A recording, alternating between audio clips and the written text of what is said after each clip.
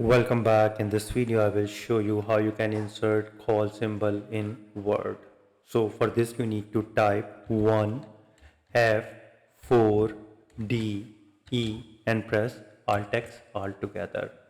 This will instantly insert the call symbol. You need to select it, go to the home, go to the text effect and apply the text effect which you wanted.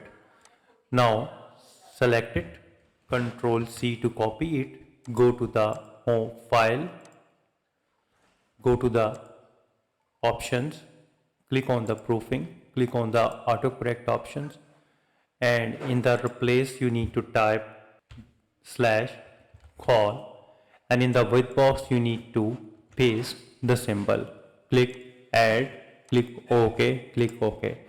And now whenever you type /call, hit spacebar, it will instantly convert to the call symbol.